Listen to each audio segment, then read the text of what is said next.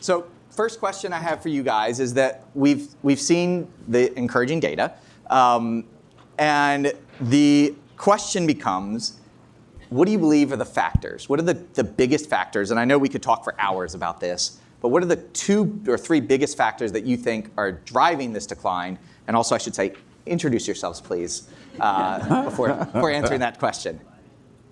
I'll go first. Thank you, Jeff. And before I say a word about myself, thank you to Northwell. As we talked about last night, it is so important, it could not be more important for actors other than the police to be in this conversation, and not just advocates on the health side, but business and the voice that you have, the convening power that you have. So thank you so much for this leadership.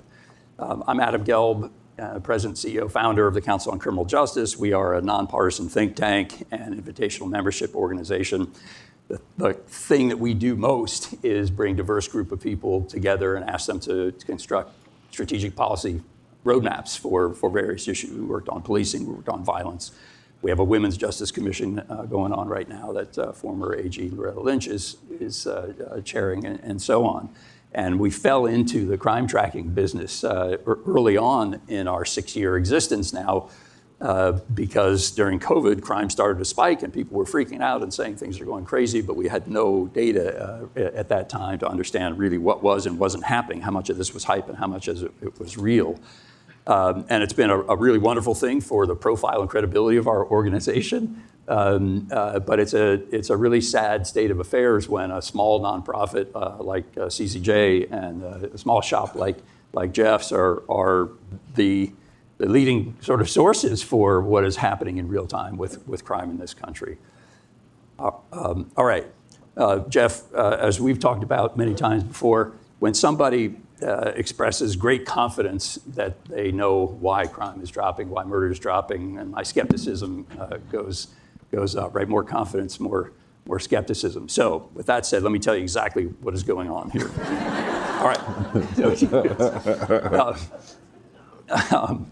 Right, we're still trying to understand why crime dropped in the 1990s, but I'm gonna, as we've thought about this a lot and talked with a lot of you about this, 3 buckets emerged to me. So not 3 things, but 3 buckets. And those are criminal justice policies and operations, technology, and then broader social, cultural changes that have been going on over the long term.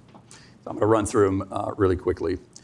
In the first instance, we had the shock of COVID that shut down court operations. Those are largely back online.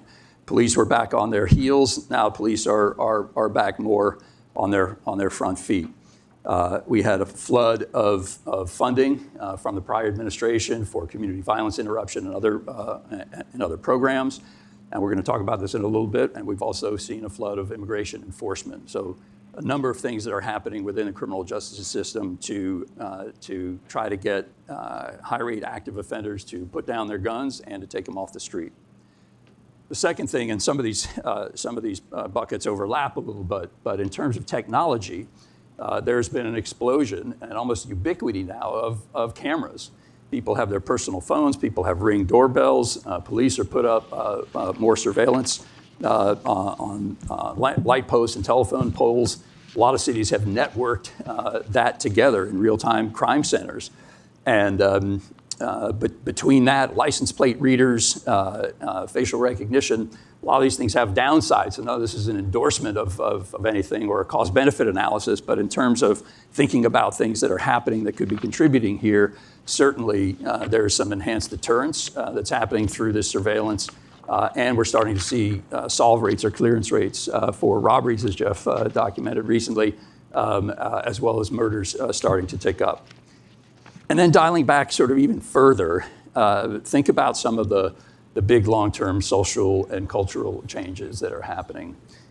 We have a movement generally toward healthier lifestyles with fairly significant drops over time in alcohol consumption. People drink less, they get into less fights at bars and at home. And many other things. I sort of, this is a weird one to mention, but there's some suggestion and some research to show that the increase in the use of GLPs for weight loss is related to impulse control, and that possibly there's an effect there. So you put all these things together, then, including the cresting of the opioid epidemic, and the thing that I'm finding attractive right now, there's certainly some evidence for it, but it's getting more and more traction in this conversation, is a trend that has nothing to do with criminal justice policy, but it's about kids spending time alone at home on their phones and online. And it may turn out that what has been really terrible for isolation and depression and ultimately suicide among teens, and the really horrible downsides of what I think is a move from about 3.5 hours alone per day to 6 hours alone per day over the last several years. It may turn out that that's been good for crime and for homicide in particular. Kids, when they go out with their friends, do stupid things and look for things to do and get in trouble. And if they're staying home, terrible mental health effects, but quite possibly accounting for a significant drop-off in youth violence. So I'll just wrap by saying, as somebody who spent my career in criminal justice policies, it's you always want to say the things that are happening and change are because of things that we did, like the programs we started, policies that we passed, and so on. But I think it's really important for us to understand the big long-term shifts that are happening, as well as the shorter-term policy maneuvers we're going to make, because if we want to keep those historically low numbers dropping even further, as we've been challenged to do, we really need to unpack and understand this. And Greg, you had a front row seat to the decline, starting and then accelerating. I was driving. Yeah, so explain it. Well, I'm Greg Jackson. Pleasure to meet you all or see a lot of familiar faces.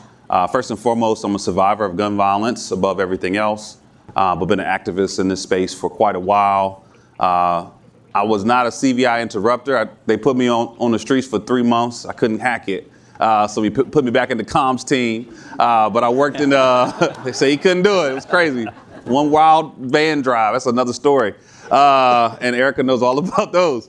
But I spent 5 years in DC government working to help implement and develop public safety strategies. Pivoted to the federal space, helped to push forward the first law in 30 years, the Bipartisan Safer Communities Act on gun violence prevention. Also clap. We all did that. And then ultimately was hired by the White House to serve as deputy director for the White House Office of Gun Violence Prevention to first and foremost implement that bill, but also to think about new innovative ways that we could organize, empower folks, and move forward policy and resources. And so just as far as what the data means and how we got there, just mini story. When I was shot in 2013, which put me into this whole movement, when I arrived at the hospital, I was pulled into a side room and was interrogated by law enforcement. And I went through 3 rounds of interrogation before I could get into surgery, and almost died while being questioned about my innocence. And when I came out of surgery, law enforcement wasn't there. What was there? My community, my family, my friends, and they said, we believe in you. We don't want you to go back out there and cause any harm or allow anyone else to do that. And that really was the fork in the road for me. And when we look at this data, what we've seen is that happen at a huge scale, where we as a movement have believed in people, believed in community, and most importantly, we believed in those folks who are most at risk or most vulnerable or who have been harmed, whether it's a survivor, someone who's exposed to violence, or someone who's been written off by our society. And the first step of that belief was investing. We invested $42 billion of those 3 years of that dip into violence prevention strategies. The first big step was through the American Rescue Plan, which shout out to Fatima, Erica, Chico, so many activists here. We fought tooth and nail to get Congress and the White House to sign off on using those dollars for community and law enforcement strategies. And the trend started to dip before the Bipartisan Safer Communities Act was even passed. So before the policy arrived, the dollars arrived and the program scaled. And we started to see victim services scale, violence intervention scale, hospital program scale, and opportunities to invest and support people began to shift behavior and start to stem off this crisis of murder. Then the big thing happened was the policy.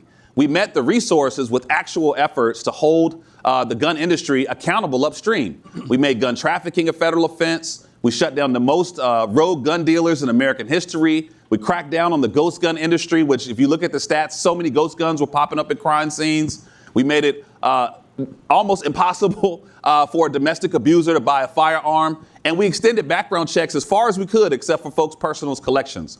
So we implemented all these major laws that made it tougher for guns to get in the hands of those who were in that moment of crisis after we had already started this trend of shifting behavior by investing and working with those who are most at risk. And so that was part one, was the investment.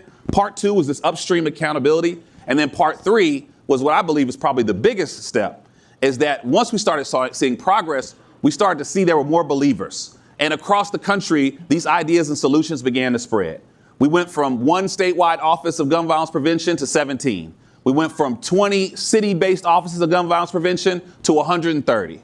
We went from 2 or 3, gun sense candidates to now 6 of them in Congress and probably thousands across the country. And by the way, 2 of us are running for office. I'm running for city council now.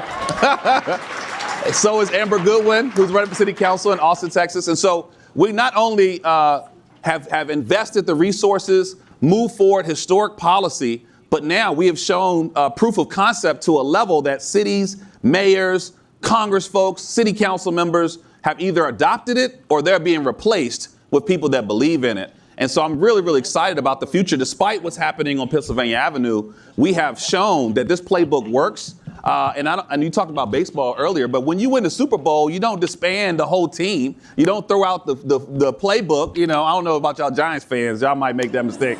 Yeah, I know it's rough for y'all. But as a proud Commanders fan, we know that when things work, you stick with it. And when they don't work, you fight your way back. And I'm excited about this time in history because we have so much momentum and we've made so much success. But it really started with believing in people, investing and investing in violence prevention efforts that focused on community and giving them a chance for that opportunity to thrive. And I'm excited about where we're going. The last thing I will say, though, is what we've done was huge and historic by far, but it's still extremely fragile. And there are a lot of threats that exist out there, a lot of doubters, a lot of people who are pointing to this and saying, well, that was just, hey, we don't have the pandemic anymore, or this rap artist got arrested, or hey, we didn't make this type of movie. But we're not looking at what's really working in the evidence and defending it and protecting it aggressively enough to withhold this really, really dangerous time. And so I'm excited about the momentum, but I also have a very sober view that what we've done is fragile and we have to continue to work hard because we're still losing too many of our neighbors. Well said. So as we kick off, what is the one thing that you want the audience to keep in mind as far as the scalability and the sustainability of all of this work? So Adam, why don't you start with that? Yeah, just maybe to mix it up a little bit because endorsing everything that you just ended with. I would say that the state governments need to be brought in here. We're going to get to the next level on this. We've got to stop having a conversation that leapfrogs over the mayor straight to Washington. Yeah. And ignores the vast resources that state governments can apply to these problems. It doesn't happen everywhere, and I think here in New York, some of you may be scratching your head a little bit because I think New York State does have a more robust engagement in what's happening here in the city than in a lot of places. But most right around the country, the governor is more than happy to just duck down and let things fly over his or her head. And that ignores what the state health department can be doing to surge resources into high-risk neighborhoods, what the education department, what the labor department, even what the transportation department does. And one of the strategies that's gotten a lot of credit in the last little bit is the cleaning and greening strategies and street lighting and making areas more safe and feel less like magnets for crime. State transportation departments have often sidewalk and street lighting funds. And yet they just sprinkle those around the state like there's no strategy here to weave them in to violence reduction. So just in terms of throwing something else out there that often gets overlooked, I think it's a huge part of the puzzle that's got enormous potential left on the table. Yeah. Greg? I'll say, look, we have a playbook that works, and we should be really, really excited about that. And I also think on the grand scheme of things, $42 billion sounds like a lot to us. At least to me, I don't know, I still shop at Marshall's, but that's a lot of money. But when you look at the grand scheme of things, that's a very small drop in the bucket to take us to the lowest murder rate in American history, right? Very small drop in the bucket. That's one missile for all these wars that we're starting, right? That is a very small amount of money when we look at the broader public safety ecosystem. And so I think we need to really challenge ourselves to be innovative in this time, but we can't count on federal resources to think about where are the other pool of resources to build on this momentum. I mean, we can make homicides and violence rare or may never happen in certain communities. I forgot the city you said that had 0 homicides last year. Newark had 31 homicides. I mean, this is really within our reach. And so the biggest thing I would offer is that we need to, as a movement, get very creative about where do we find the resources, and if we can piece it together, arriving at $42 billion or the $20 billion or even the $8 billion it might take to sustain this momentum should be a pretty easy task, considering all the hospital health systems that are here, all of the billionaires that donate to so many of your organizations, frankly, all the state governments that are bragging about it, every mayor that's on a press conference saying, I did it, right? All of them should be pitching in to build on the momentum and to continue to scale what we know obviously works. There's no way we can question something that took us to the lowest murder rate in American history. I'm sorry I can't curse. I know I can't curse, but I'm so excited. I'm so excited right now. And I think we all should be jumping through the ceiling that what we did is working, and not just a little bit, historically. So let's build on it. Great. Gentlemen, thank you very much. Those are great thoughts.